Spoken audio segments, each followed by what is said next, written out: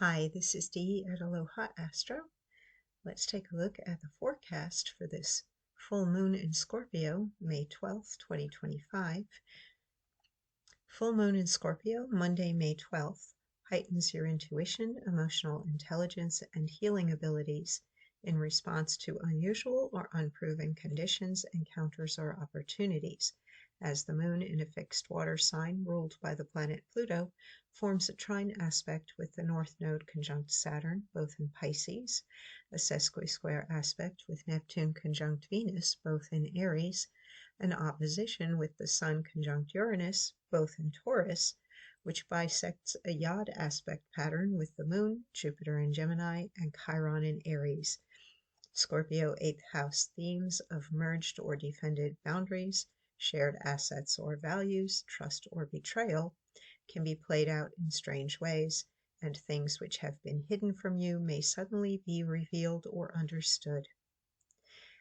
The lineup of the North Node, Saturn, Neptune, and Venus also forms adjacent sesquisquare and trine aspects with Mars in Leo, as Mars engages in a T-square with Chiron in Aries, loosely conjunct Mercury in Taurus, and Pluto retrograde in Aquarius, while Pluto takes part in a minor grand trine with the Sun in Uranus and the Pisces-Aries group, enabling you to trust your instincts, tap into dormant courage, power, and strength, or call forth and receive the assistance of God, your guides, angels, ancestors, or other discarnate beings or elemental energies. Today's intense, strange, but enlightening and empowering chart reminds me of the telepathic octopus named Old Night, also known as Azrael, the Angel of Death, in the Netflix show The OA. I mused on the symbols for all three water signs of the zodiac: the crab for Cancer, fish for Pisces, the scorpion for Scorpio. But why not an octopus for Scorpio? The octopus lives in the water, is highly intelligent, has excellent defensive and camouflage abilities, plus the power of 8 independent arms, each containing a brain of its own. My logic won't change the iconic Scorpio symbol, but today the octopus is the ideal representative energy for this full moon in Scorpio. If you've watched the OA, you are probably nodding in agreement, and if you haven't and would like to know what Scorpio energy is all about, give it a try. So here we've got, I just love this art, by the way, before we go into it further. Whenever I get a feeling from a chart, I go looking for keywords under Google Images and then see where that leads me. And I put in octopus and full moon, and this is what I found: Galactopus with Pink Moon by Andy Harston at Pixels. So that is available for sale there if you like the print. I'm sure that they would appreciate your appreciation of their artwork. So let's take a look at the chart for the moment of that full moon. And here we can see how we've got a lot of busyness in various places and some strong geometric configurations like the T-square and the Yod. We are just short of having a grand trine here. We've got 2 legs, but missing one because the moon is just a little bit out of range of creating that trine with Mars. But this cluster here of the North Node, Saturn, Neptune, and Venus is bringing a lot of opportunity for learning our karmic lessons, for leveling up in some way. In terms of materialism and relationships, there's going to be a spiritual overtone to it, or a more potent ability to magnetize and attract. So manifesting energy is higher, but you also have to be careful what you wish for. I did not mention the square. in my forecast that's being formed with Jupiter. Jupiter is supporting Chiron, but it's under tension with the Pisces and Aries energy. And this can be a case of, if you are new to something, too innocent or naive, or you are going into a situation without considering the gravity of it, the importance of it, then you are more likely to experience something that has some downside. Not that it would be entirely negative, but you might wind up paying a price in some way to get what you want. But part of the lesson in that is that it is a lesson that you're going to learn by your mistake, and become more conscious or more aware for next time. And I also think that the overall patterns are encouraging you to reach out and be supportive of other people in as a teacher or a mentor if your internal guidance is telling you to do that. If not, and you're not getting clear signal, then maintain your own space and leave things alone. But if you are feeling that you have something important to share and it's going to help somebody else to grow, or if you have some wisdom or knowledge, or even if you're getting any type of psychic communication that you feel you need to share that information with others, then the trine that's going on here with the moon to Pisces Aries energy, as well as the yod, also known as a finger of God, and can place a great deal of emphasis on something that you feel you need to do. And very often when we try to not do what the yod is all about, everything still keeps bringing us back to the yod. And that does involve Jupiter in Gemini, which is a communicative sign ruled by Mercury. So the growth is there through communication, as well as exploration of anything that piques your curiosity or interests you, as well as perhaps opening up to somebody else and saying, look, I've been there, I've done that, I understand, and I know what you're going through, or I can see, I perceive, because Scorpio is a perceptive sign, and it's also highly empathetic and can feel what it is to be the other person. I understand because I've been through that, and I know the pitfalls, I know the danger, I know what you have to watch out for. That T-square, it's unavoidable, and it does dredge up fear and negativity, but it's also highly cathartic and creative. And sometimes we need to be pushed to extremes in order to respond and create something new or better. That very often we don't get motivated until the wolf is at the door, and then we need to do something, and we need to think fast or act fast. There is creative power and transformative power in the T-square. It does focus on deciding for yourself what you value most or what is most important, and then choosing to act. But you would also, I think, instinctually know or understand that if you don't do something, then you're just going to have to live with missing the opportunity, not doing something that is going to be on you. And you can't point the finger at somebody else and say, oh, my life's miserable because of blah, blah, blah. There's definitely energy in this minor grand trine with Pluto, Saturn, and Neptune, Venus, the Sun, and Uranus to create something new or different that suits you better, that makes you happier, that utilizes your best talents, abilities, or skills.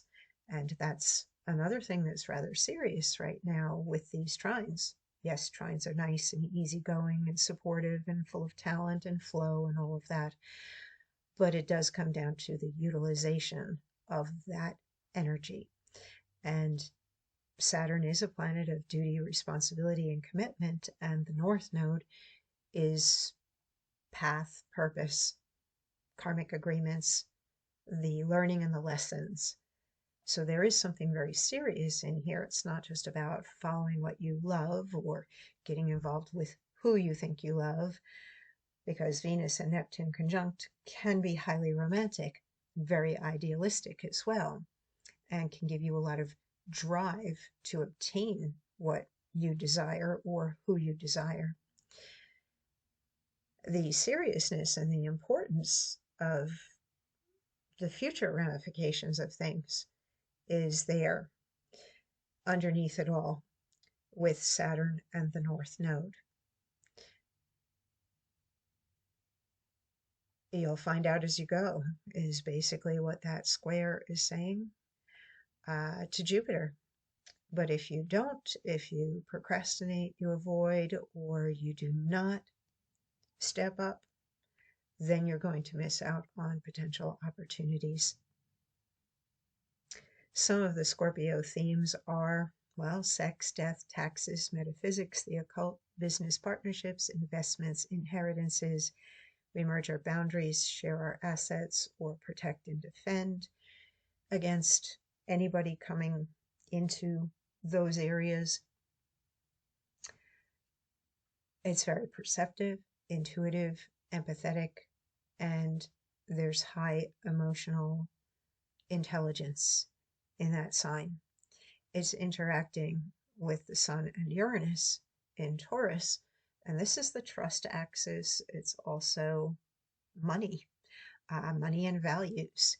And Taurus is a sensual sign. How does something look, taste, sound, smell, feel? It's very concerned with security, safety, comfort, pleasure, because it's Venus ruled. So there are Pluto and Venus vibes going on at the full moon because of the ruling planets.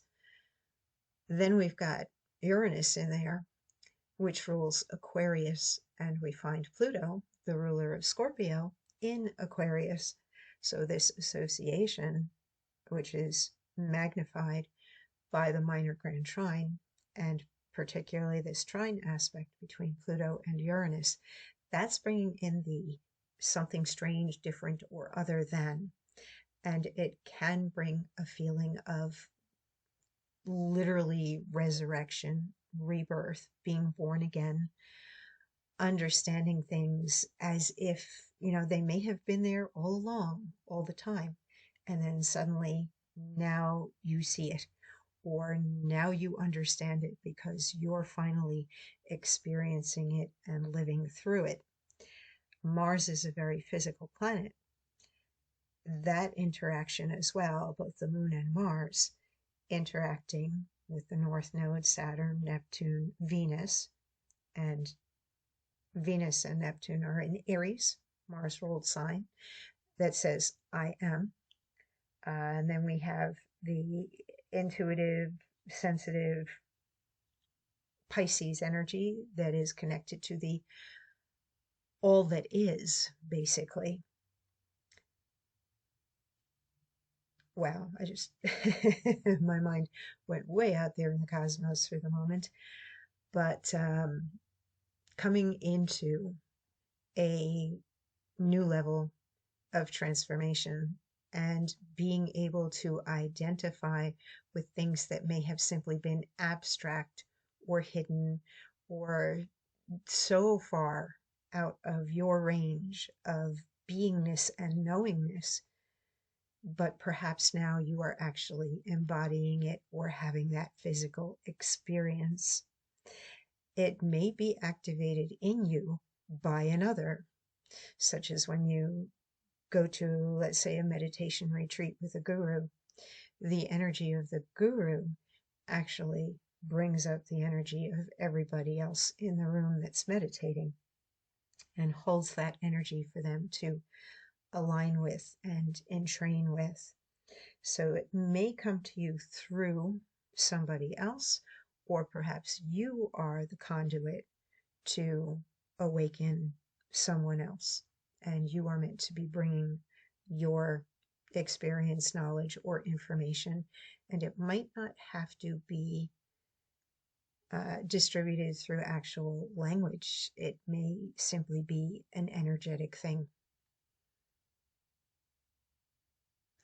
All right, I think that's it for this very complex chart. Let's take a look at what we have going on for the 23rd degree of Scorpio in the Sabian symbols, because we round up from, I think it's 22. What do we have? We've got 22 degrees, 13 minutes. A rabbit metamorphoses into a nature spirit. Keynote: the raising of animal drives to a higher level.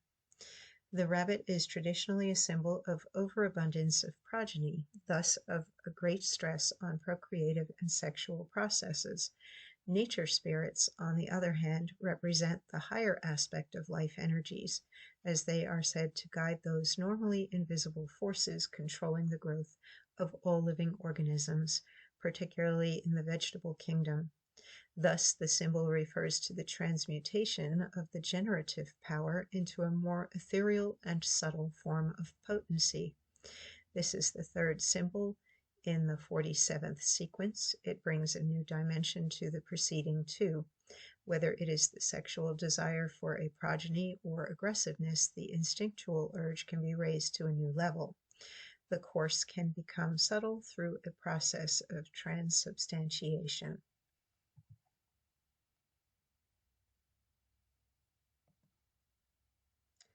Well, definitely sexual energy can be a major thing under Scorpio and 8th house transits. So we do have overtones of that, plus the connection to Mars and Leo, which conveys a great deal of passion and that pursuit of pleasure or desire.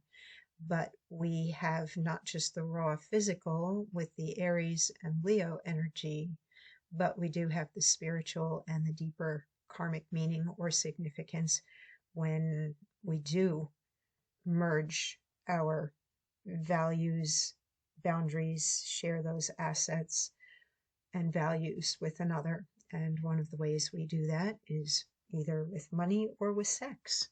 So one other interesting thing I learned about the octopus, I don't know if this is true or not, but according to Google, it's not just 8 independent arms, but it's 7 arms, and one of them is the penis.